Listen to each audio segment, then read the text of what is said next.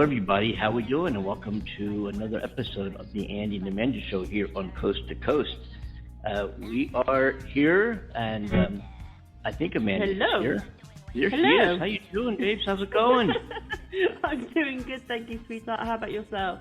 I'm doing great, and welcome. It's a beautiful day here in California, and I'm assuming the weather's improving where you are, not far from the Eiffel Towers, that I keep saying, the Coliseum, the Tower right? Pizza. All of those things over there. No, Amanda's actually outside. Yeah, you're 2 hours outside of London. We keep saying somewhere out there in the UK. And how's the weather? How's it going over there? Yeah. Well, the weather's been crazy. Yesterday we had, it was grey all day yesterday, but in between little bits of sunshine, we had snow. We had snow about 4 times yesterday. It would last like 5-10 minutes and stop. Then we'd have sunshine, grey, snow, sunshine, grey, snow. It just kept going like that. It was really erratic and crazy. And today, no snow, no rain, just grey skies. -2 here this morning. Oh my God, it's gorgeous here. Been 70s, blue skies. Well, typical California weather. I guess we've been starting every day with me saying how amazingly beautiful it is here, just about every day. And I feel I should just keep playing the same audio clip. Well, it's a beautiful day here. Anyway, beautiful day in the neighborhood. It's a beautiful day. So anyway, Donald Trump is back in the news again. Ooh, how come? What's going on? I think Facebook, I believe, is unbanning him, and also he was on Fox News recently with an interview regarding his opinion, his incredible insight as to what is happening with the new Biden administration, which is doing just an incredible job. His popularity numbers are way up, higher than I think Trump's. I know higher than Trump's everywhere. And I happen to have here on Coast to Coast on the Andy and Amanda Show, we have what do we do here? Yeah, we have we went into the world of Donald Trump down there in Mar-a-Lago, and we're able to get a recording of what transpired between Donald Trump, former president, and Fox News, and let's take a listen to that. Okay. It's, from the beginning of this whole mess, but it's much more than 20 years. They said the worst in 20 years. No, they're going to destroy our country in other ways, too, if you look at what's going on. You're going to have back to court. You're going to have big tax increases. They're going to take your guns away. Take a look at what they're doing with... Take a look at what's coming up, and I've predicted it all. Now, I must say, I never thought that Biden, and it's not Biden, it's other people that are, putting stuff in front of him. You don't think it's him? But I never thought that Biden in a million years would be worse. Nobody did. Would be far worse than Bernie Sanders. This is Bernie Sanders on steroids. This is what he's doing with all, and you haven't seen anything yet. So the Second Amendment is going to be obliterated. And there's no stopping them. And our leadership, Mitch, isn't strong enough to stop people. Never was. That's like one of the big secrets. But he had the majority. But now that he's not in the majority, he's not doing his thing. He's not doing what he should be doing. I would tell him that unless he learns to love some other parts of your anatomy, that you will have to find another boyfriend. Okay? There are ways to stop some of this stuff that's happening, but you're going to see packing the courts. You're going to see the biggest tax increase in history. You're going to see the Second Amendment just absolutely obliterated. Our plans are not in the main computer. You're going to see many other things. The Green New Deal will be put into effect. And people used to laugh at it when it was proposed 3 years ago by people that knew nothing about the environment, by the way. And they're going to raise taxes to a level, and they're going to spend a lot of the money foolishly on Green New Deal stuff. That doesn't work. From now on, you'll be history. You'll be history. You'll be history. And we will glorify your name. You'll be a bus in the Hall of Fame. Thank you. That clip was something else. It was so good. Oh man, sometimes you know when you nail something. You know when you nail something. You ever get that feeling? You're like, Oh yeah, I know that feeling. Yeah. We don't have a guest today. It's just you and me, my love, right? Am I right? It's just That's you right. And me today? Yeah. That's it. As much as that's Yeah. cool. As much as I love having the guests and embarking upon these great conversations in different aspects of life and what people do and the careers and accomplishments and successes and failures, which we touch upon quite often with our guests here. It's great just hanging out with you, Amanda, just on the show, just the two of us. Absolutely. Yeah, I enjoy your company, Andy. I enjoy yours too. Can we? Anyway, yeah. And I know what you've told me. Who before, cares how old you are? It's how you feel, how you look. Yeah. I told you that before, huh? You did, yes. I'm trying to recall that. Okay, my memory is short. And you know, You're the greatest. You're the elder statesman of humor. You deserve attention and respect. Oh, thank you very much. That's very sweet. So true. After you. So true. After you. It's so true. How's everything going? Yeah. Everything's going real well. There's, we're going to talk about what we always do. We got the vaccines. We have some 50% of the population has received. I think it's 54 has received at least one dose of something. Yeah. Anything. It could have been, aspirin. I don't know. One dose of a vaccine, and a large population has also received 2 doses. The population of 65 and older has many, the majority of which has received. I think it's over 68% now, 70% or more have received 2. Biden is going to exceed his projection of 100 million doses in the first 100 days.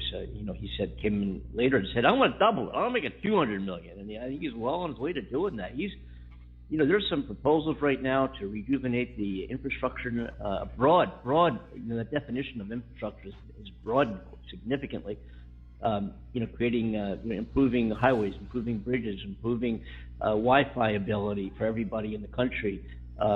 Improving, giving money to municipalities and localities to utilize how they see best fit in improving infrastructure in their community. The electric grid, the grid that provides electricity for every state except Texas. We all know what that happened there a little while ago. Of course, yeah. But we're going to strengthen the grid. And more. It goes on and on and on. It's a $2 trillion proposal. We'll talk about that a little bit perhaps as we go on the show and what some of the controversy is there. And of course, when we talk about spending money, personally, any of us, we talk, oh boy, what's that going to cost us? And we talk about a country which is already severely in debt, such as the United States, and we have some Republicans saying, well, when are we going to pay for that? And that $2 trillion right now, the expenditure to support that infrastructure bill is supposed to, the infrastructure program is supposed to, the improvements in our infrastructure here in the United States are supposed to be complete within 8 years and paid for within 15 years. And people say, well, how are we going to do that? How are we going to do that? When you get a mortgage, you may take a mortgage after 30 years, you live in the house for 8 years and sell it. There's so many different illustrations. What do you mean, how are we going to pay for it in 15 years, but do all the work within 8? But all the jobs that will be created to create and manifest all those improvements in our world here in the United States, it would mean millions. And the taxes, the withholding tax, the IRS withholding tax, and the local state taxes where applicable will be significant as well in those millions of jobs that will be created. All in all, it's an amazing program. And when was the last time we had an incredibly, really significant, not just a boost of money put into the economy, but a boost of money which is going to be used to improve the quality of life for every citizen here. And part of the infrastructure includes schools and education. It's very, very broad. And it's about time. God damn it. Yeah, it is. Damn it. Damn it. Getting a little too excited there. Sorry. Just for a second. Just. Can you imagine if we didn't get hit by this freak, this total freak? That's what Trump's saying about this guy. Trump. You heard him say, Biden is. We thought Bernie Sanders was going to be a socialist. Biden is Sanders on steroids. Yes, right? We played a clip last week, maybe even a week ago today. Yeah. That must be, that we played a clip. You remember the clip we played of the medical advisor to Donald Trump saying that she could see maybe, I mean, it's tragic as it is, 100,000 people perhaps perishing from the COVID, coronavirus, but the deaths beyond 100,000 probably could have been prevented. You remember we played that clip? It's probably here. I can probably find it again. But yes. Again, and how many times, talking about broken records with the weather, how many times have we done the broken record of the Bob Woodward Donald Trump call last February 8th when he said how bad this was going to be and what the potential catastrophic consequences could potentially be. Yes. We said that back then. Anyway. Yes. So infrastructure, money, quality of life, jobs, unemployment, everything across the board has got a lot better in this country since Biden, the short term that Biden has been in office. So it certainly seems that way. Definitely. Yeah, and I found that I'm not the one who feels it, but I've talked to other people as well. Yeah. When Trump was in office, you woke up every day and especially here in California, because we're 3 hours behind. So, Washington is 3 hours ahead of us, and you wake up in the morning thinking, what did Donald Trump do today? What did he say? And it was kind of, you go to your tweeter, your Twitter, your twat, your tweet. Wait, what do you? It's Twitter. You go to your. You figure it out. You know what I mean? You go to your whatever. Yeah. What is it? Whatever that is there. Yeah. Thank you. I still can't figure out. You twit on a tweet. You twat on a. You anyway. Whatever. That's why I don't do the social media for this company. Anyway, you go there and you, or you go to CNN or whoever, Fox News, and you Newsmax, and you figure out what did Donald Trump do or say today. And it was, you scratch your head, you figure, how the hell, who put this guy in office? And we found out who put him in office on January 6th, didn't we? But anyway. Yes, we did. We did. But, now, as I was getting back to my point, in talking to, quite a few people and having conversations, I'm not, CNN, whatever. You just kind of go about your daily life. The news is the news. Things happen. There's the Getz, trafficking or sex trafficking? Sex trafficking allegations by Representative Getz in Florida. I was almost going to say his traffic violations, but it's not his sex. His sex traffic violations, alleged sex. Yeah.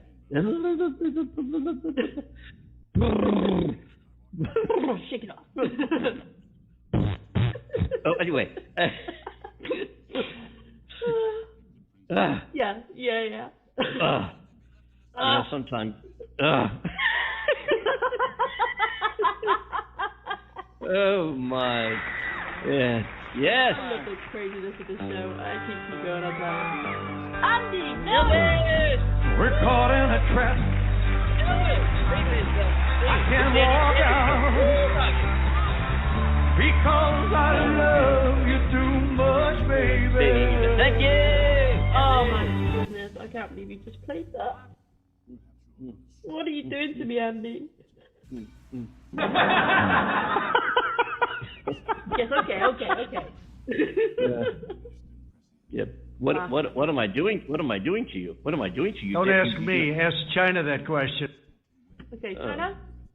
Excuse me. Yeah, you should. China. No. Yes. Damn it. Yes. Thank you for that gift, Andy. But I really want to hear. appreciate it. I want to hear. I want to hear what you are. I have been expecting you. I have been, and waiting here for what's going on. We'll come back to. These are some of the subjects that I want to touch on today. I want to have a. Oh, by the way, our number is 515-605-9888. If you want to join, I don't know why you would want to, but anyway, if you do want to join this conversation, you're certainly welcome to. Come on over. Not that we're going to take your call, but you can certainly call that number and listen in, and depending on what region of the country you're calling from, we'll make a decision as to what we should accept that call or not. No, I'm totally kidding. If we feel like it, If we feel like it, but we value everybody's opinion, especially those that disagree with what we say here. And I don't think we say anything. We don't make news. We're not a news company. We don't have reporters out there, and we discuss, as Amanda has said so many times, and so have I, that we don't, all we do here is discuss what's in the headlines and provide our insight and input as to what we think those headlines mean and how those headlines manifest themselves into our everyday lives. What does it mean to us? By what's in the headlines. Whether it's a matter regarding Black lives, politics, politicians, the political climate, the climate itself, whatever it might be, whatever's in the news, we like to talk about it. And then furthermore, we when we can, it's not too often, but when we can, we seek the truth. Yes. Not that we give a damn. Yeah, I know, right? You know what I'm saying? I know what you're saying, sweetheart. I know what you're saying. I feel it. Okay. So, my darling, would you like me to share what I have for you? I assume that's a yes. I'm gargling. I'm sorry. What? Okay, you carry on.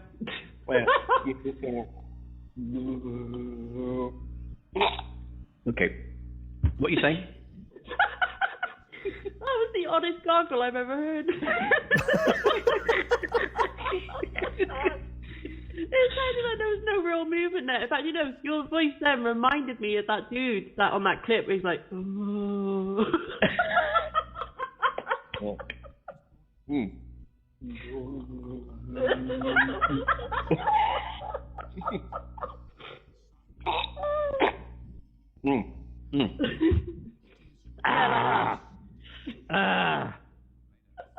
Now I feel better. Did you ever gargle coffee? Good for you. No, actually, I'm not a coffee drinker. But next time I have a cup, I'll be sure to try it. Yeah, I'm going to go for a while. You do the news. I'm going to get another cup of coffee. But I have to go out, and I will not be back until after sundown tomorrow. All right. So you take it, and you take it. I'll take it. You take it. Ladies and gentlemen, live from the UK, please welcome aboard our co-hosts, our amazingly talented, gifted, amazingly beautiful, eclectic, eccentric, sexy, all these, it just, it just, it does just the sound of her voice.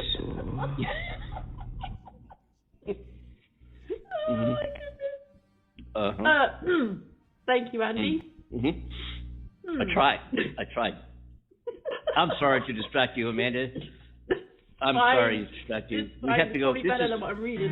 The first, the second, the third. This is my third attempt to get you to do the news. Now, God damn it, you going to do it or not? God damn it. Yes, I'm just waiting for you. Go, for me, what? Go get your coffee. Oh, okay.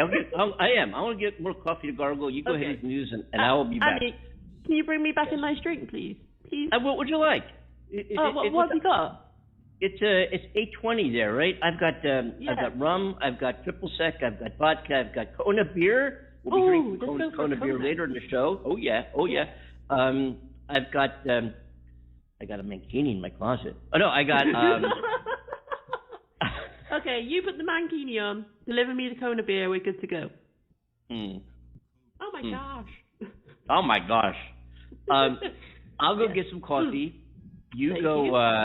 Okay. You go get what you're going to get. We'll both be back here in a couple of minutes and let our listeners grab a breath of whatever or a drink themselves. Okay. I'll entertain them for us. Okay. Please do. I promise. I'll be back. I'll be right back. Don't go anywhere. Yeah, no problem. You stay here. No. Okay. You do your thing. Okay, listeners. Okay. You got it. Well, you've got me all to yourselves while Andy makes his cup of coffee. So. Okay, so let me apologize first of all if this bit of news scares our listeners. I mean, when I read it, I felt a little, shaky. But the idea of it is certainly scary. And let's face this in a calm and positive manner. Okay, breathe with me. Okay, let's do this. So I was perusing over the news, as we do on the Andy and Amanda show. I was on the BBC News today, in fact. And they are reporting that the UK's vaccine advisory body is saying under 30s are to be offered an alternative COVID jab A jab is another term for vaccination to those non-British folk. So not the AstraZeneca vaccine, due to the evidence linking to its rare blood clots that's occurring. So a review by the drugs regulator, MHRA, found by the end of March, 79 people in the UK suffered rare blood clots after vaccination. 19 of those people died, okay? 19. So at the time, the regulator said that this was not proof that the jab had caused the clots, but it said the link was getting firmer. So the regulator said the side effects were extremely rare and the vaccine's effectiveness was proven. It said it meant the benefits of taking the vaccine were still very favourable for the vast majority, but they conceded it was more finely balanced for younger people because the risk from COVID was so much lower. The review prompted the government's vaccine advisory group, okay, the JCVI, to recommend that people aged 18 to 29 be offered an alternative vaccine where available. So people who have had their first dose of the AstraZeneca vaccine should still get their second dose. Only those suffered one of these rare blood clots after the first dose should not get vaccinated. So that's what the MHRA said.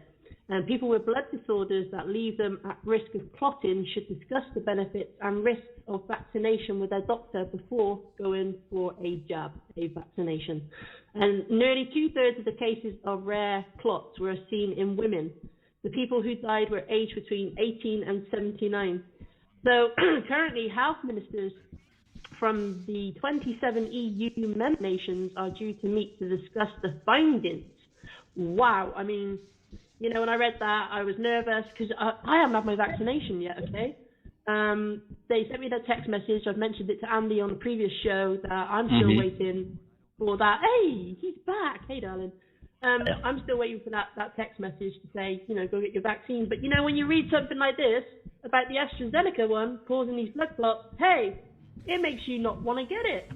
So, you know, the fact that they're offering another one, the Moderna one, to people under a certain age, it makes you think to yourself, okay, so why am I not eligible for it? Because they're leaving out people aged 40 to 50, I think it is, and still offering them the AstraZeneca one. So a lady in Wales, a carer called Ellie Taylor, she is the first, she's 24 years old, to receive the Moderna vaccine in the UK. All adults and children in England will have free access to lateral flow tests twice a week, starting from Friday. The lateral flow tests, known as rapid tests, give results in minutes, but are seen as less accurate than the PCR swab tests, which are used officially to confirm cases of COVID-19. However, our government are saying they are reliable, and Health Minister Edward Agar said the test produced a false positive rate, stating someone has the virus when they don't, in less than 1 in every 1,000 tests. So the tests are aimed at those without any COVID symptoms and can be taken at home. So from April the 9th, kits will be available through several options for everyone. There will be community testing sites operated by local authorities, collection from a nearby PCR test site during specific time windows, existing workplace testing programs, an online home ordering service with kits then delivered through the post, and participating local pharmacies where a box of 7 tests can be collected to be used twice a week at home. So if you get a positive test from using a lateral flow test, you will be expected to self-isolate along with your household. You can then order a second PCR COVID test, which is typically used for symptomatic cases, which will be sent off to a laboratory for analysis. And if the test comes back negative, the quarantine period is considered over immediately and life can return to normal. But Boris Johnson will be speaking about that, or has been speaking about that. And there's other plans for helping transition through the next stages of lockdown in England from April 12th. And he was speaking more on COVID passports and travel restrictions and so on. And I don't know if you heard about this, Andy, about the Paris dine-in situation. No, I have not. So French police have launched an investigation after a private TV channel called M6 had tweeted an undercover film of a reporter entering what appears to be a secret private fine dining place in what is known as a smart district of Paris that is accessed via an apartment block where window blinds were down and people were told they could remove their masks. A waiter told the reporter, once you enter here, there's no more COVID. And the video is also supposedly known to show separate undercover footage of a secret dinner party where guests paid a lot of money per head and some kissed each other up cheek to cheek. A woman is also heard saying, this week I dined at 2 or 3 restaurants, so-called clandestine restaurants with some ministers. So the video itself went viral with people using the hashtag #WeWantNames, but in French, obviously. They are saying that if this video is proven to be accurate, then the people involved must be prosecuted and possibly sentenced for breaking the rules in this manner.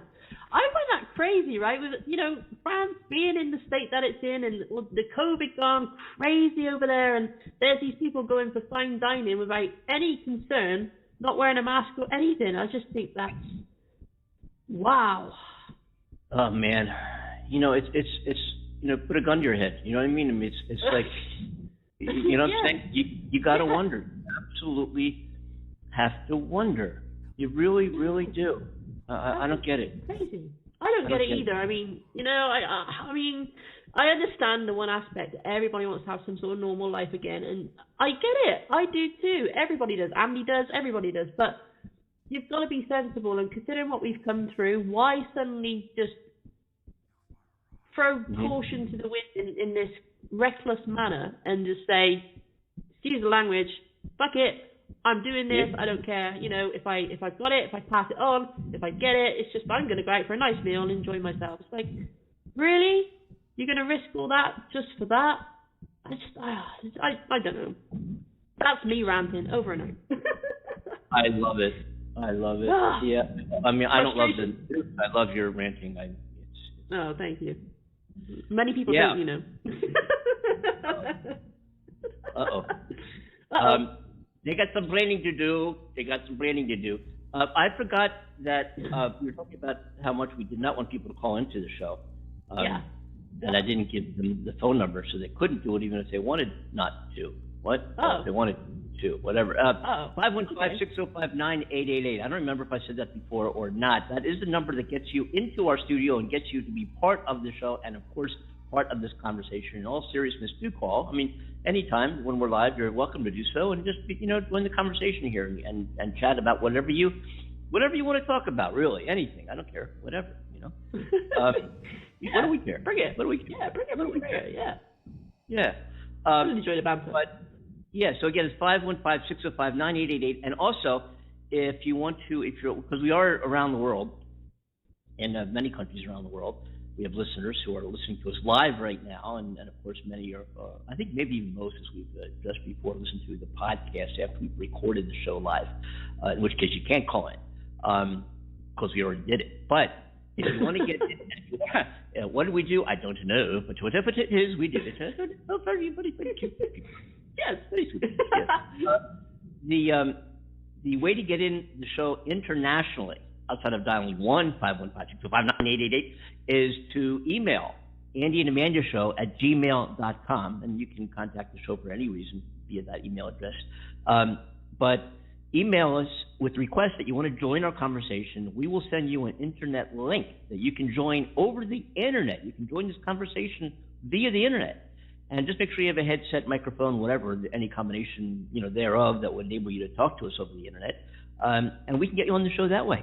You know, Andy and Amanda Show at gmail.com. If not today, then just keep that in mind for a future conversation if we say something that might truly excite you. We can hope. You know what I mean? Yeah. I know what you mean, yeah. Yeah, I know you would. Yeah. But we think alike, Andy. Yeah. Here's the funny thing. I'll say, if I could say this, maybe Cornell Butler is the guy, by the way. You have to give him kudos as much as we can, whenever we can. Oh, yeah. Because his birthday's coming up Friday, by the way. Oh, Friday. Yeah. We have a special birthday show for Cornell. I hope he can join us. I think he's off. Anyway, he's got a birthday coming up Friday. Cornell Butler is the guy who who introduced Amanda and I. We have never met. None of us have met. And Cornell and Amanda have known each other for years, and they've never met. And Cornell approached me when we started, or not long after we started the Coast to Coast program here on Blog Talk Radio, and said, I think Amanda would be a great addition to your show and be a great co-host. And I didn't know who Amanda was. Amanda didn't know who I was. She started calling in. I'm thinking, okay, who's that? Who's Amanda? And 200 and some shows later, here we are. And Amanda and I have never met. And you tell people that, and they're like, wow, really? Because there's well, I've been told, because what do we know, that the chemistry here on the Andy and Amanda show is pretty cool. That you wouldn't know that we weren't even in the same studio, let alone 8,000 miles away, and we've never met. But I know, yeah, it's crazy. I bet if we were on a show, the Newlywed Game, that we would do really well. Well, and that's I'd like to think so.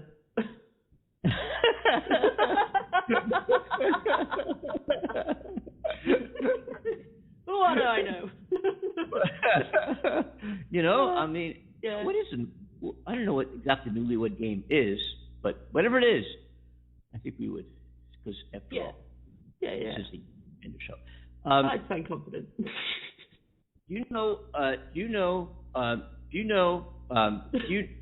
Wait. Wait, I got deja vu. Something sounds familiar. Do you know what I was going to say? The Muffin Man? No. The Lollipop Kids? No. I was going to say that there was some mass shootings.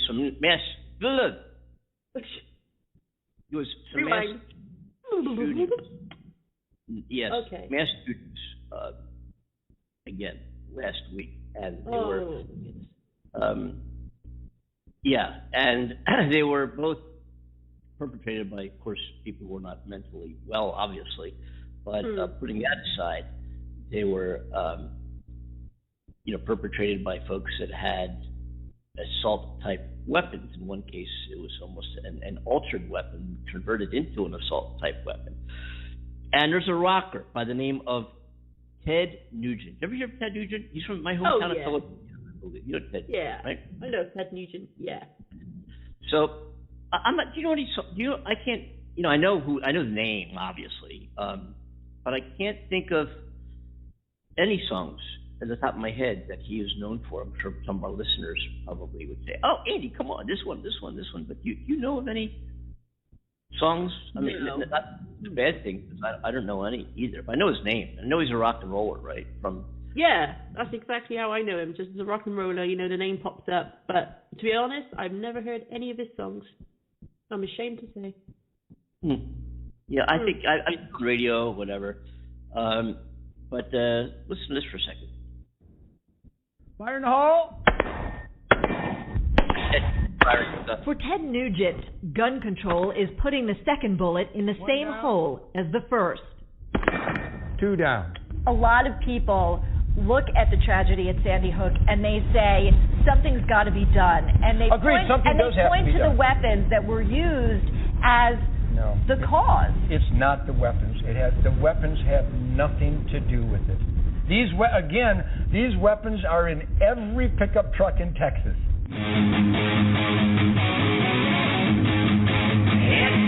The famed platinum-selling rocker is passionate about his music, his family, and his firearms. Nugent is fiercely protective of the rights of law-abiding gun owners, and he's invited us to his 300-acre ranch in Waco, Texas, to explain why. I'll give you some real eye candy in a second here. We see oryx, wild turkey, and black buck antelope, all fair game during hunting season. Like tens of millions of Americans, Nugent grew up hunting with his dad and brothers. Guns are a family tradition he has avidly passed on to his wife and kids.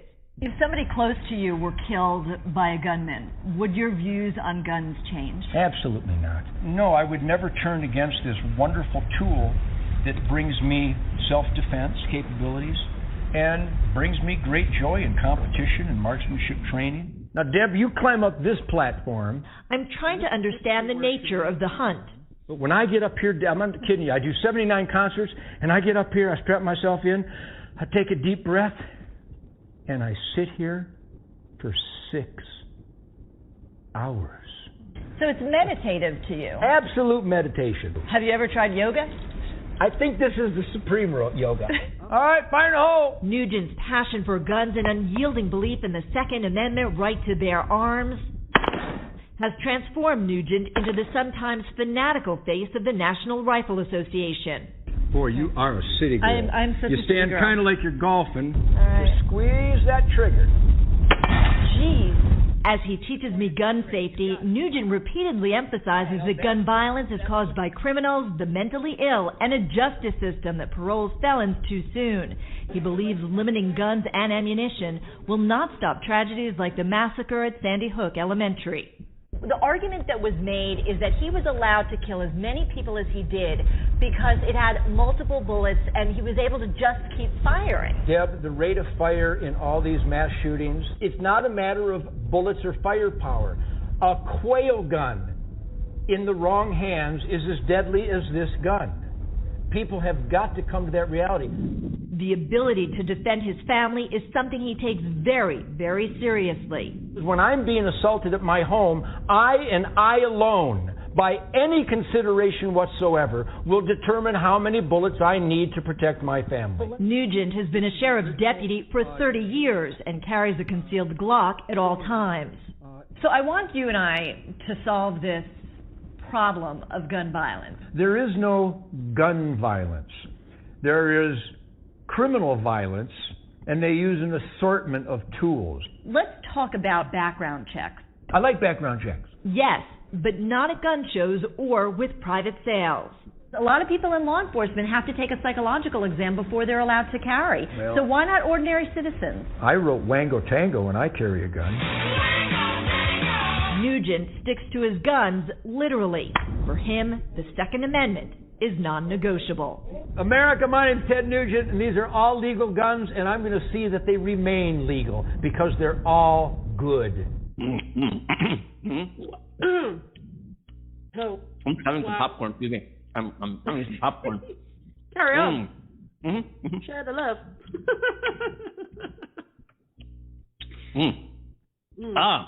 Ended before I thought it was going to.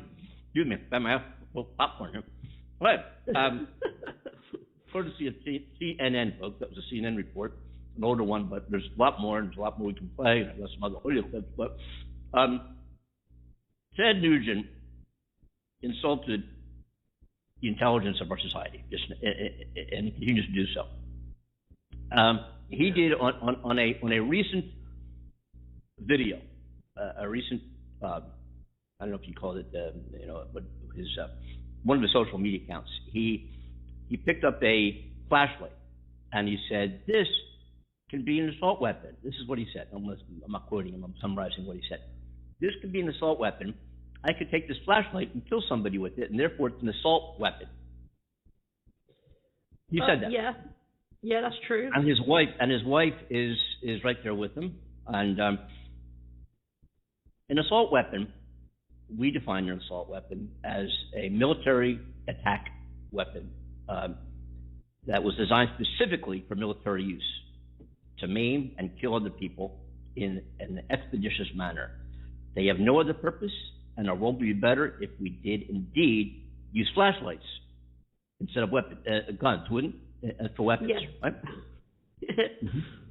Maybe light on the matter. So he has the audacity to get on the media and say and compare a flashlight to an MR-15 to an AK-47. What is an AK-47 doing in somebody's private gun collection? What's an MR-15 doing in somebody's private gun collection? AR-15, I'm sorry. What's it doing in somebody's gun collection? And there are some proponents of this and owning these guns, I'm sure, that are listening to us in different parts of the world and the country. 515-605-9888. Share your views and opinion. But what do you think the chances of surviving a mass attack with somebody who used a flashlight as his assault weapon versus an AK-47? Wow. Yeah. Anyway. I think what you just said is very important. Thank you. Oh, yeah.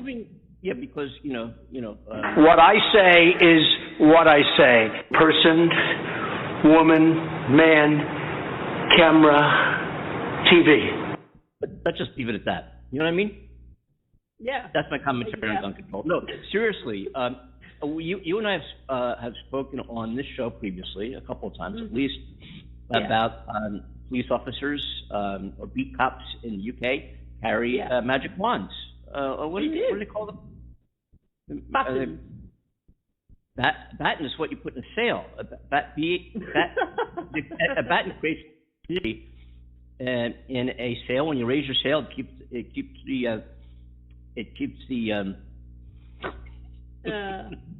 it up.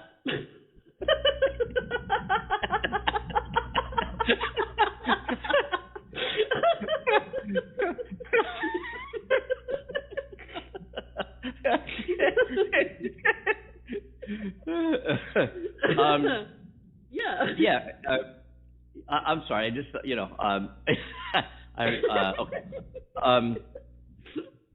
It was really hard. Yeah. A batten is when you raise a sail on a sailboat. Yeah. Your sail's a huge, nylon or Dacron cloth, whatever, sail on it would go up. What battens are, they go in horizontally across the sail. They're also vertical battens for sails that come up out of a boom. But they provide, God, can you clean your fucking mind up? They provide. Yeah. Shape.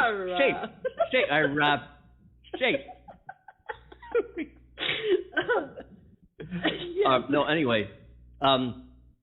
No, really, but so they do. The police officers in the UK, getting back to our conversation here, they do provide a manner in which police officers, you call them police officers there in the UK? Is that what they're? Yeah. And the wands, or the battens, whatever you call them, or clubs, I guess, or clubs, and they can be used to subdue or injure somebody who's a threat. But they don't. There are officers of a higher, who carry guns there if need be, but they are there. And the percentage of gun violence deaths, and we've heard them, we've talked about them, some of them when they happen here on the show, as you reported previously. It's not like guns don't exist there, but the percentage of guns and gun violence there versus the United States is, my God, you can't even put them on the same planet versus the same, ballpark. Yeah. And so my question is, why? I understand gun collectors, they want to hunt. Guns used for sport, which I am not. I don't kill spiders, let alone deer. Me too. Guns, so we're in the same, we're taking the same language there. But guns have no place. Guns are designed to kill something living. Yes. Right? Whether it's an animal or a human being. Military assault weapons and attack weapons are designed to kill human beings at times of military conflict, to maim and kill human beings. That is what they were built to do, not to kill deer. Going hunting with your friends out in the canoe up the river there and go shooting. I love saying that. Whatever it is you set out to do. We are executing on our plan. Yeah, whatever that is. You don't take an AK-47 to go shoot down deer, or hey, hunters, call me. Do you? Is that what you do? You use an AK-47 to shoot a deer? Oh, I wonder if there's somebody out there who does it. That would be quite. 515-605-9888. Come on, folks. Come on. I know most people hear this as a podcast, but anyway. So my question is, why do you need an AK-47? Even if you have it as part of your collection, under lock and key, nobody can get it, there's no bullets in it, blah, blah, blah, blah. And most gun owners, most collectors are very serious and very strong advocates of safety, of not putting guns in the wrong hands. And I realize that. I know that. And I'm not making any kind of gross generalization that says anybody who has an AK-47 is a nut. What? I could say that, but I won't. Anyway, no. I'm getting to my point here is that I believe that we really do need to have a conversation about executive orders regarding actions on the use and ownership of certain guns. That being said, our president, again, who I am so much behind, especially after what we've been through for 4 years, he plans to announce a new executive action on guns on Thursday. That's tomorrow, right? Tomorrow. Yes. Yeah, he said, he expedited his intention after the two recent deadly shootings last month. And I'm we used to play that clip on the show. I'm not gonna do it right now, but remember, I'm mad as hell. I'm not gonna take it anymore. People go into a food store, for Christ's sake, and they're dead because of some lunatic with a homemade assault type of weapon, gun that they modified to do rapid fire, and they're dead. Crazy. Their lives are over. Yes. What? And there are people say, and this guy Nugent, this nut, comes on and has the audacity to say, guns aren't the problem. I understand that. Yeah, it's not the gun; it's the person who fires the gun. But you've got to get these types of guns out of the hands of ordinary citizens. They have no place.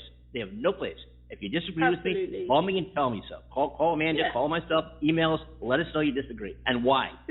Because I'm sure if this country was suddenly allowed guns, then there'd be way more murders, and I would hate to think what else occurred. Because everybody watches movies, everybody likes to be like a gangster or a part of the mafia, and they think it's very cool, these movies, and these guns are awesome. Oh yeah, I want to be like a boss of some sort. I want to lead a gang, and I want to do all these things.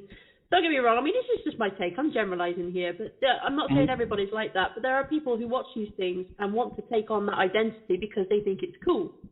Mm-hmm. And it's the same with other movies and stuff. So you could argue, okay, well, is our movies to blame? Is the news to blame?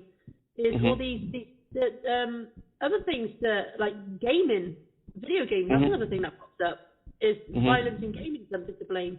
The truth of the matter is, it's humans. We have that natural ingrained into us of being violent creatures. We are violent creatures in many ways, but we're also peaceful creatures. We have that ability.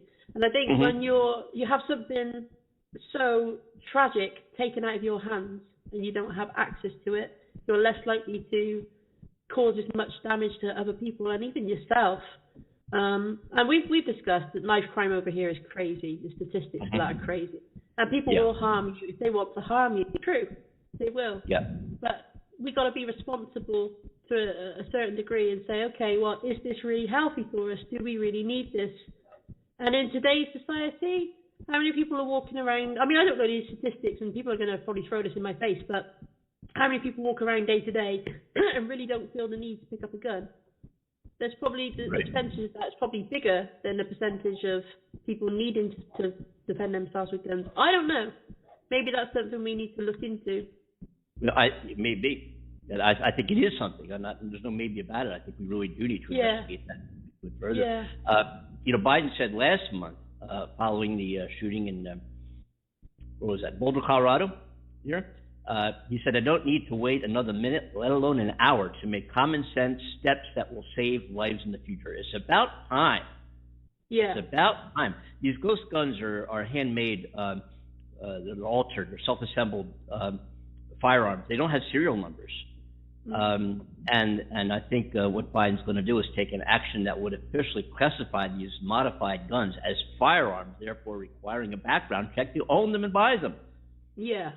And this is according to administration officials from the Biden camp that he might be addressing tomorrow. Of course, we'll be looking forward to hearing that and covering it on Friday's show. That move would be in line with other recommendations from various gun safety advocacy groups who are consulting with Joe Biden and White House staffers. But the administration has also been considering action in other areas that include to alert law enforcement agencies when someone fails a federal background check. And maybe somebody should get a heads up on that. You know, so let's say somebody fails a background check. Sorry, you can't buy the gun. Well, what happens to that person then? He goes out and modifies one, gets one on the black market, gets an AK-47 and goes shoots up a school or a shopping mall or a food store or a movie theater. or a bunch of elementary school students? Is that what they do? But nobody knows about it? Oh, they failed the background check. Well, why don't you do something about it, goddammit? What the hell? Yeah. All right? So this would be something that might include an alert to law enforcement agency if somebody fails a background check. Gun control advocates have been saying for a long time that tech alerts should potentially flag trouble or criminal individuals who are trying to access weapons. Why is somebody who failed a background check trying to access a weapon? Do we care? Well, how does the system work there, Andy? When you walk into a gun store, you have to have a license, right, before you can purchase a gun. Am I correct in saying that?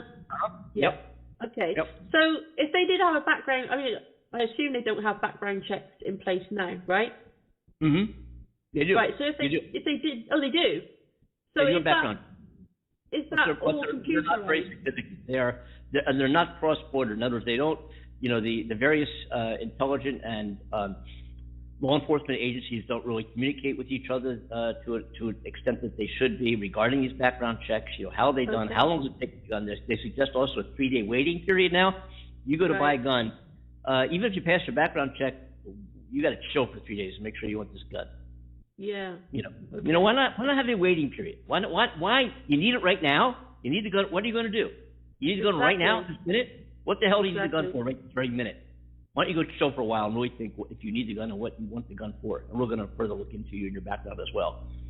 Yeah. So I was just wondering if it was connected that they could immediately tell that somebody's like the name's been entered into this system and they know that this person's gone in to attempt to buy a gun. So everything's registered and logged that they've gone and done that.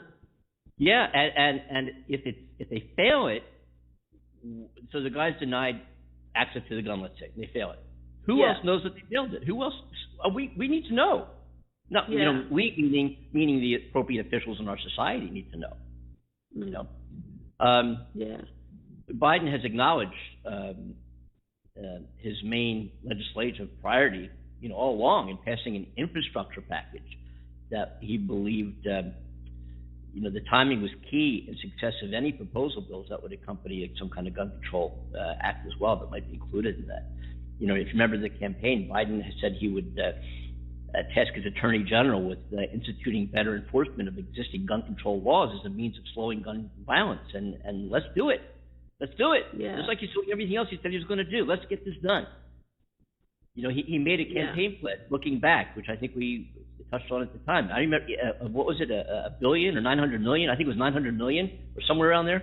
I don't have the exact number, but I think it was $900 million for a community gun program, you know, for community programs that would combat community gun programs. Yeah,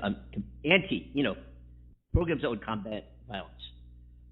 And something I think that the administration is figuring out how are they now going to fulfill that conversation that Biden made during his campaign. But anyway, just something that, you know, it's a little, you know, you hear these stories about people going into just public places where people are going about their lives, whether it's students in college and elementary schools and shopping malls and movie theaters and in you know, food stores, you know, on the highway. You know, we've heard about people, you know, taking shelter and shooting at cars randomly.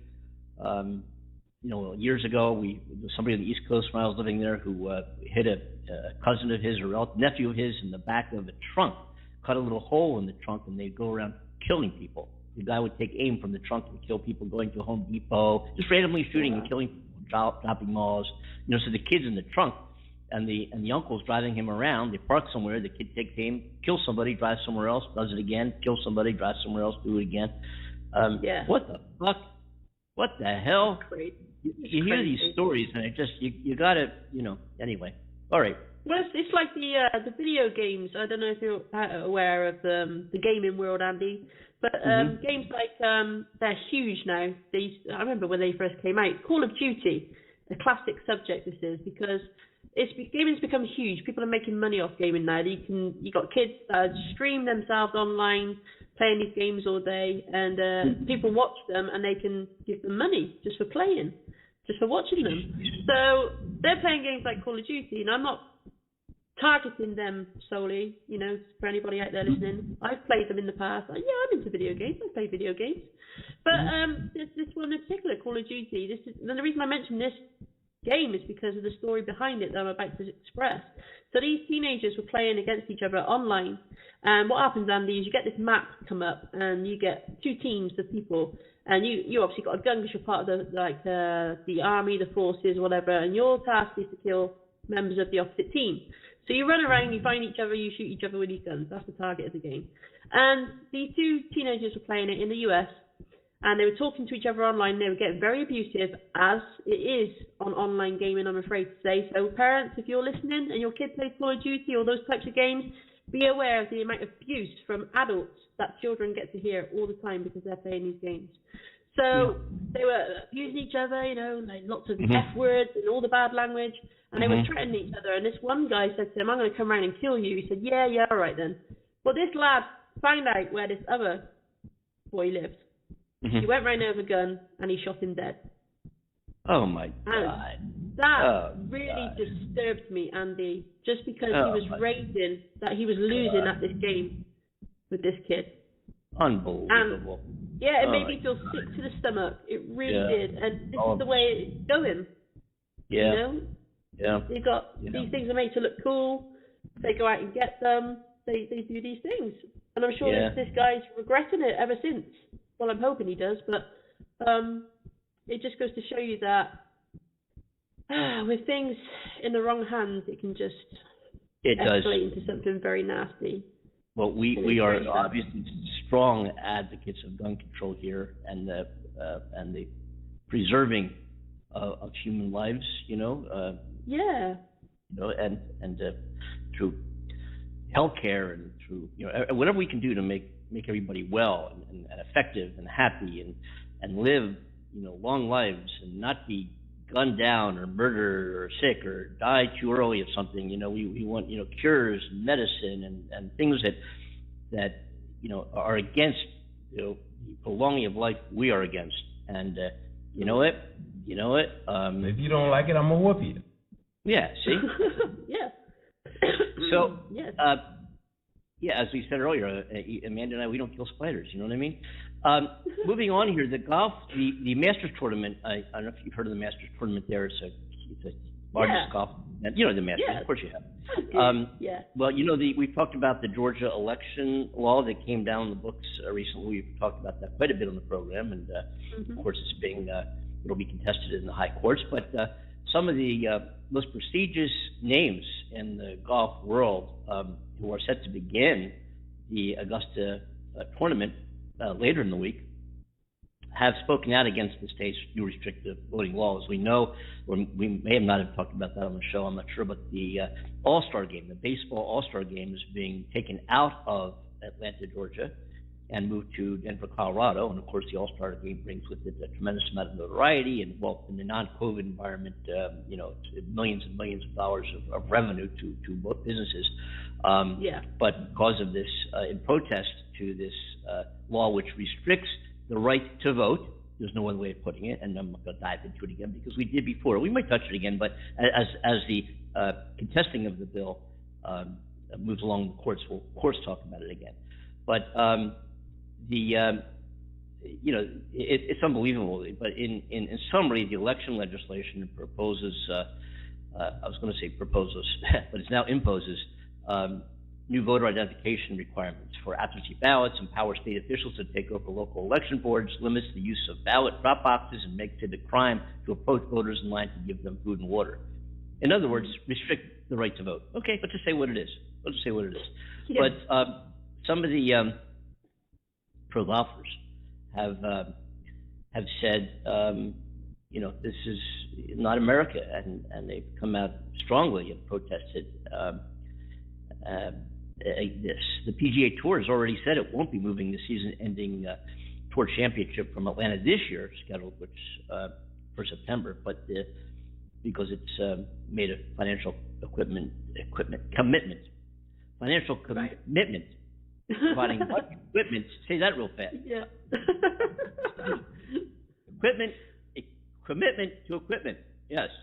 Anyway, and charities in the local community. But anyway, so we'll hear more about that, and of course the Masters tournament will take place in Augusta as planned. It just there's some of the people participating in that tournament have come out and also who would be for it. Do you know something, Amanda? You know something interesting? What's that? Most of the Republicans in Georgia are against it. Mm-hmm. Oh, really? Yeah. Huh. Mm-hmm. Okay. Yeah. Unbelievable, huh? I think I don't know how this keeps happening to me. How I'm just being shocked time and time and time again. Just when you think nothing else could shock you, something else comes along, and it's like, boom, there you go. Mm-hmm. It's like a wet fish in the face. I have a question. Why? And this is only one law that's on the books designed to curtail one's ability to vote in our democratic society, in our republic here in the United States. Other states are, there's 11 other states that are debating the similar issues and similar restrictions. Why is it that it's only Republicans that are considering this, and why is it only in the swing states that put Joe Biden in office? Why, if this is such a huge problem, and we know the fact is widespread voting irregularity, voting fraud is a very, very, very, very minuscule, minor issue in this country. There are far greater issues, such as some of the ones we've already addressed in the program. Am I right? Can we talk gun violence versus voter fraud? Why are they not talking? Why are they talking about gun violence instead of restricting people's opportunity to vote? Yeah. Look, anyway, so that's being, the other states that are following Georgia's or are going to attempt to follow Georgia's footsteps. I do not believe, and this could be wishful thinking, but I'm pretty sure I got them right, that this law will remain on the books. I think it'll be shot down by the courts because it's obvious why. It's obvious. People have a right to vote, and instead we should be debating and proposing legislation that makes voting easier and promotes people to get out and partake in our democratic system, in the one process, the right to vote, decide how we govern, we the people ourselves. That's a process that should be promoted. We should all partake in. We should all be able to do so freely and easily, not restrict it. Not restrict it. Why? So one party can now take more of a foothold in who wins. That's why. What the hell? Yeah. What the hell? Yeah. Anyway. I agree with you, sweetheart. So, getting back to golf, Tiger Woods' SUV crash. Remember Tiger Woods? Yes. How's he doing? Well, his SUV, he's recovering. He's recovering, and and people say, well, was he texting? Was he on something? No, he wasn't on something, and he wasn't texting. Evidently, the crash was caused by speed, driving too fast, and an inability to negotiate a curve. That's what has come out. Right. Yeah. Okay. We said earlier in the show that we were going to touch about. We're not going to touch about. Touch about what, Andy? Touch about what? We're going to what? Yeah. Matt, we're not going to stay away as far away from Matt Gaetz as we possibly can. But we're going to touch upon the Matt Gaetz news because his alleged sex trafficking, his affair with a 17-year-old, providing her funds, transporting her across state lines, and other issues, other things that he's battling right now. And he has not been indicted, but he's under investigation. We'll see what happens. But I don't know if anybody has come across this news or this headline, but or if you remember this, that Matt Gaetz, when Trump was still in office, remember when Trump was doing all those pardons right before he left, including Stone and all his criminal, the general and Stone and all these people who either pleaded guilty or were convicted of various degrees of fraud regarding Trump's campaign. And Trump just went right down the list and pardoned a whole bunch of people. Well, Matt Gaetz also sought a preemptive pardon from Trump, but the request was not considered by the Trump campaign. Right. Interesting.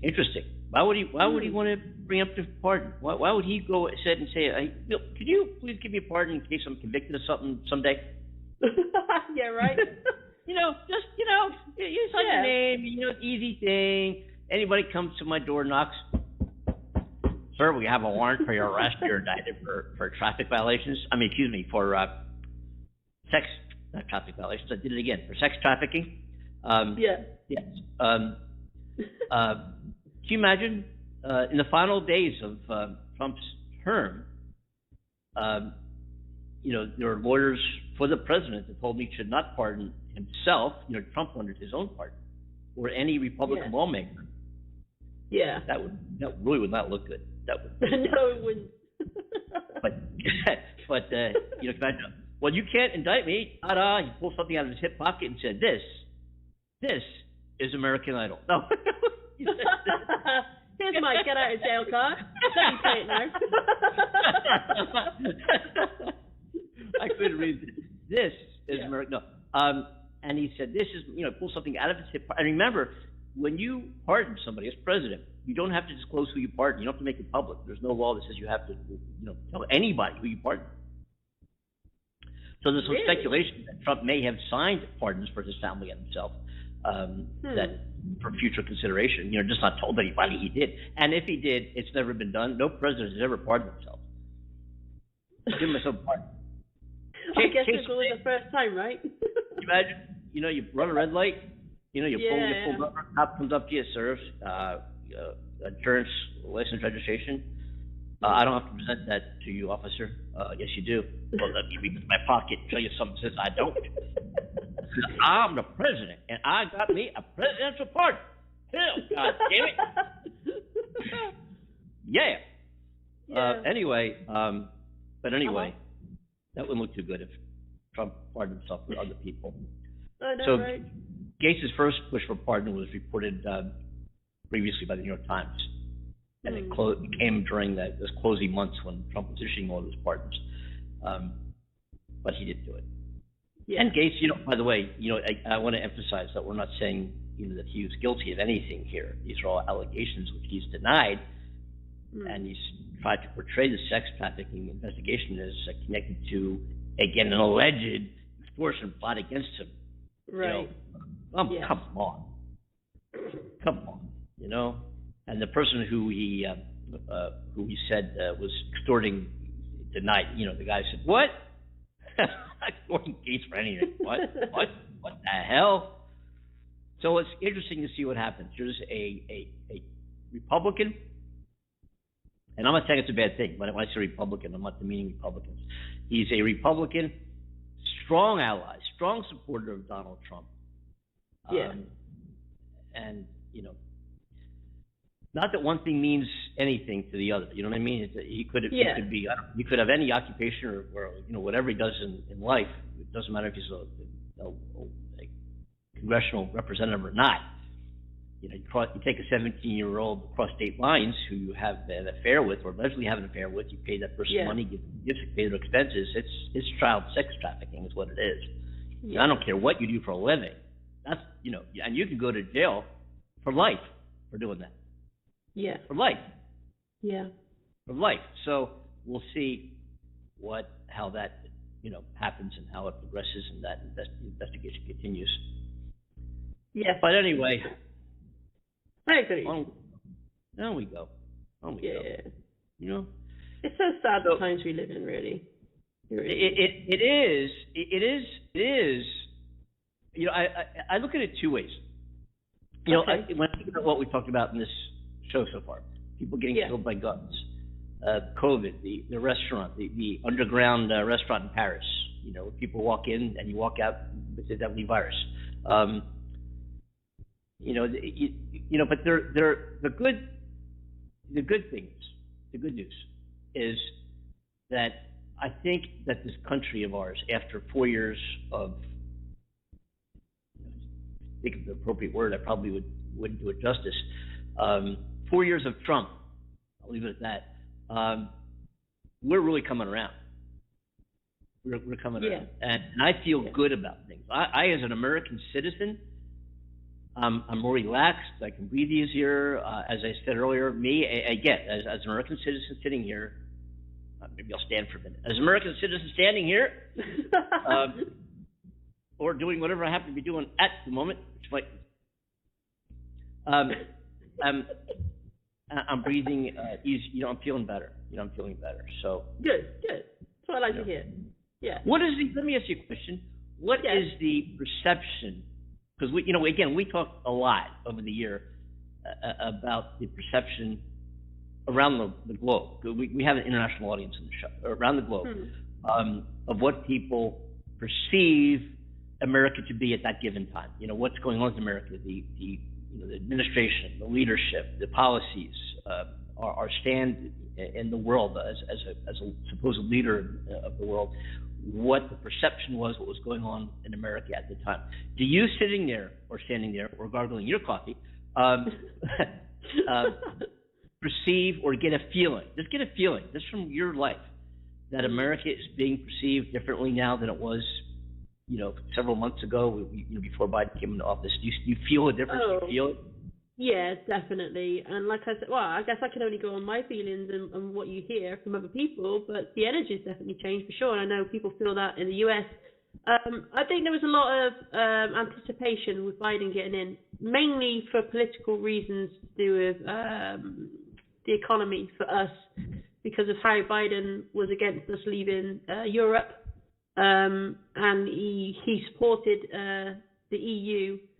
And he said that he would withdraw certain agreements with us and stop certain things from happening with us in terms of business should we play the cards a certain way.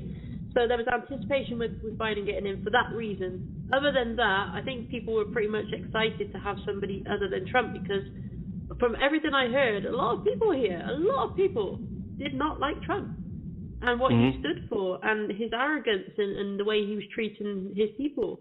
And, there was a lot of talk that Boris Johnson was just another Trump, but I think he's proved in many ways that he isn't. But at the time when he first got in, and the things he was saying just before he got in, that, he was like Trump.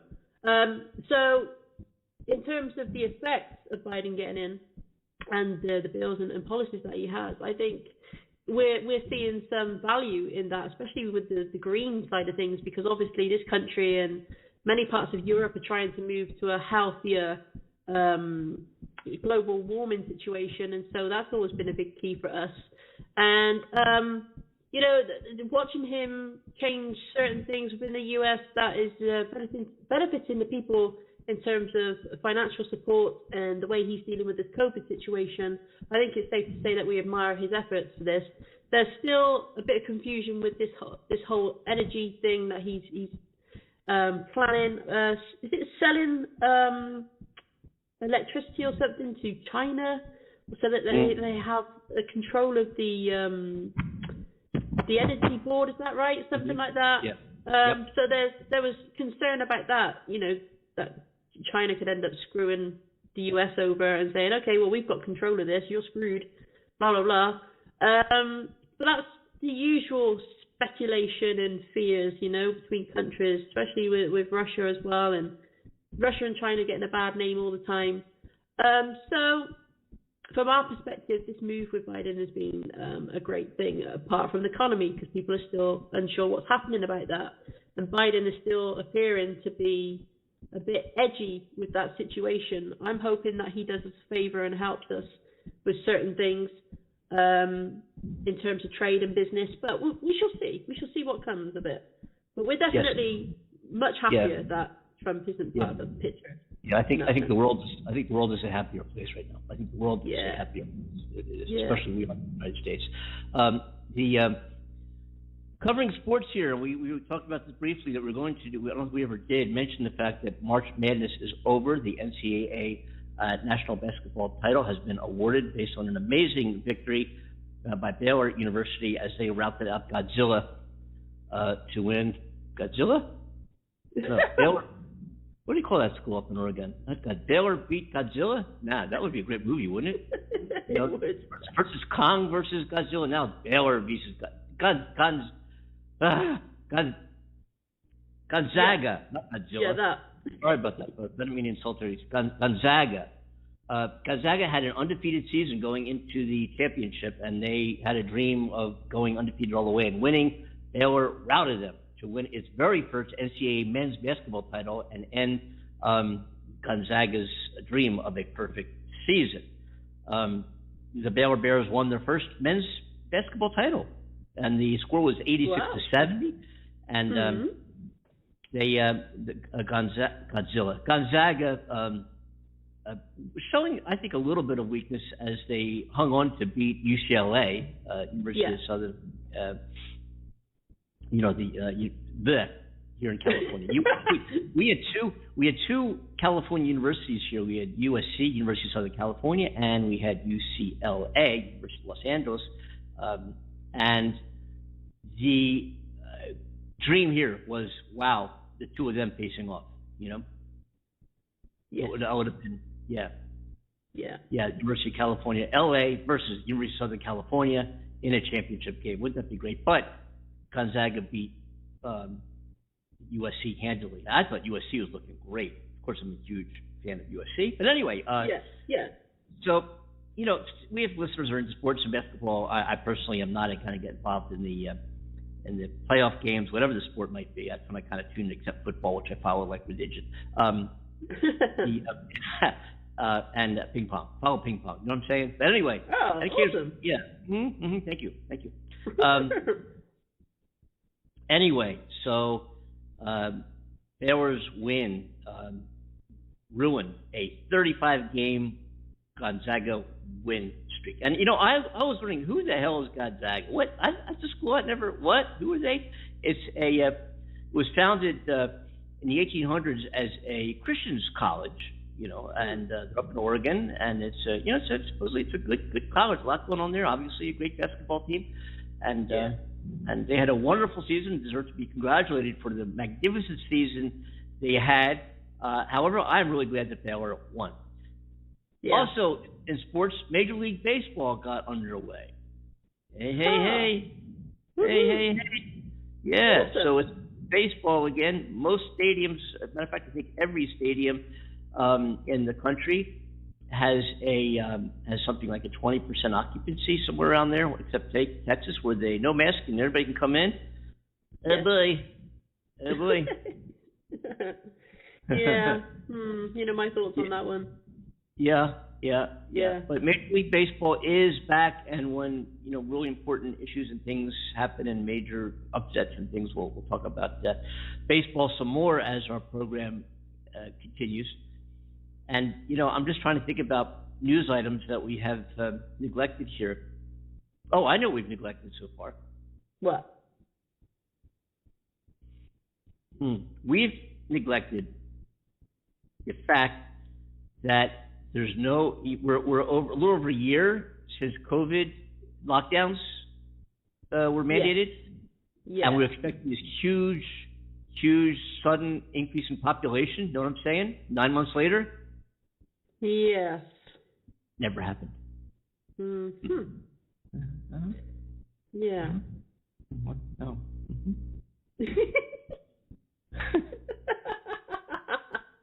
Yeah. Never bring a woman to an orgasmic response. Didn't happen. Wow. Well, that's sad.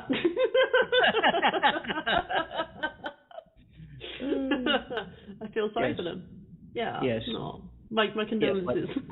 And what they're saying is, my revenge is complete. Oh. I see. Yeah. There was something going on somewhere. It didn't happen. But instead, you know what did increase? You ready for this? Strangely enough, the purchase and use of sex items and toys purchased online and the internet had a huge boost. Wow. Interesting. As a matter of fact, people really did get bored. Yeah, they're saying, according to an article in Cosmopolitan magazine, it's been a half a century since the sexual revolution, and people waiting for version 2, of that new sexual revolution, which is supposed to include,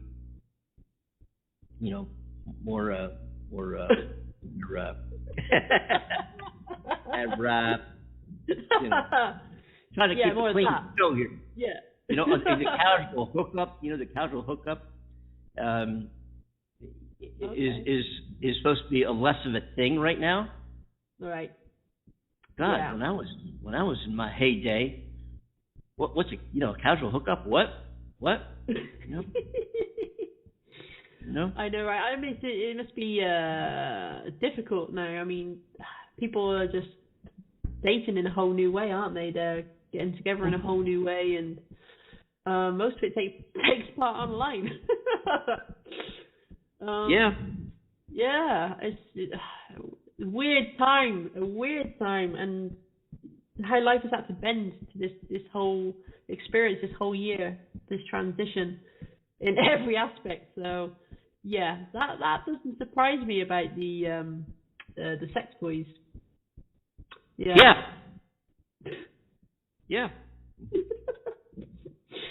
Wow. Well, I guess if people are enjoying themselves, that's the main thing, right? Anything to that's what's important. Get through this difficult time and keep things up.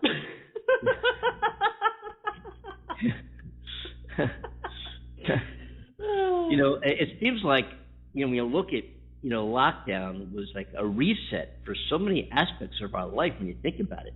There's some folks that have gained behavior problems from lockdown, and even when lockdowns were completely lifted and life slowly but surely returned to some sense or look of normalcy, that some of the behavior patterns that we engage in and learn, that we're forced to learn and engage in during lockdown, will be further utilized in people's lives, far after lockdown, far after this is behind us. Dating apps, online dating, online sexual activities,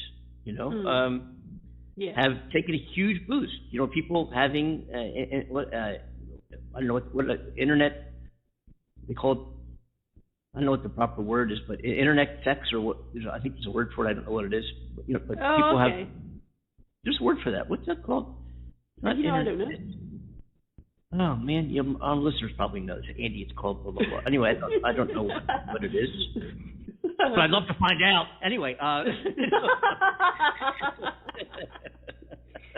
you and many hey, baby. People, darling. Hey, baby. Hey, you're looking mighty fine.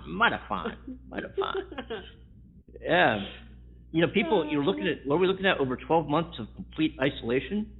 Yeah. Realizing they were less about pursuing satisfaction than they were about, pursuing pursuit. Pursuit. Think about it. Yeah. Interesting. Well, I wonder if there'll be. Mm-hmm. Yeah. Go on. No. I just go ahead. I insist. On what? On you speaking. Oh.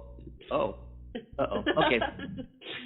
But it'll be interesting to see what, just looking at, in a more general sense, what behaviors, what activities, what we accept now as social norms, which have been instituted, instilled, and injected into our lives as a result of the corona epidemic, the SARS virus, that will continue to manifest themselves into behavior patterns in our society as we move forward. It's going to be pretty interesting. And I'm sure there are many people out there who have the whole idea of online dating and I guess online sex as something to be frowned upon, and then maybe find themselves, okay, in this situation where COVID's a huge deal, I'm suddenly, needing this relationship or that type of thing,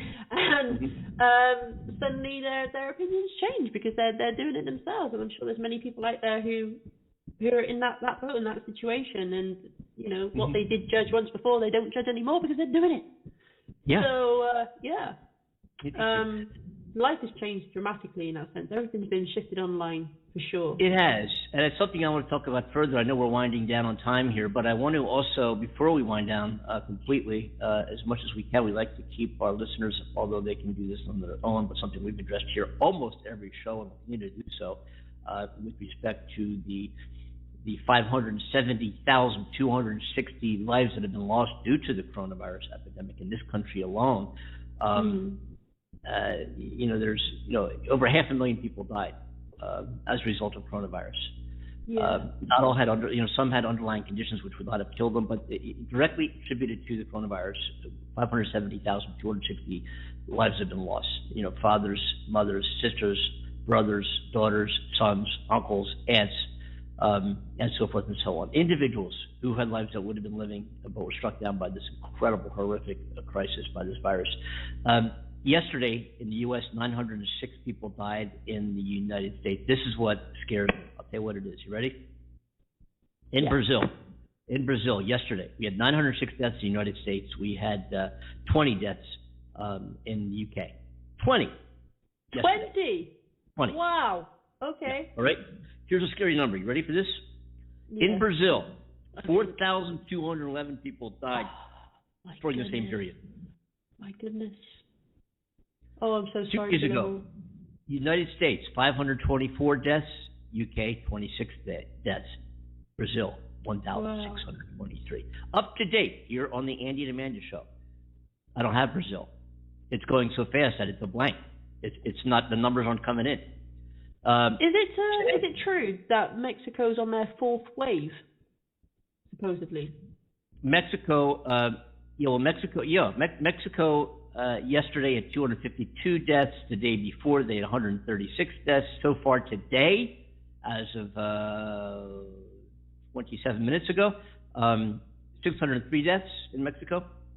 Wow. But yes, Brazil, yes, to answer your question. But Brazil's a scary one though, because historically, we can look back and see what has followed Brazil. People, they just cannot control it. And what's even scarier, a death is a death. A death due to this is a death due to this. I don't care how old you are or what sex you are or what you do in life, right?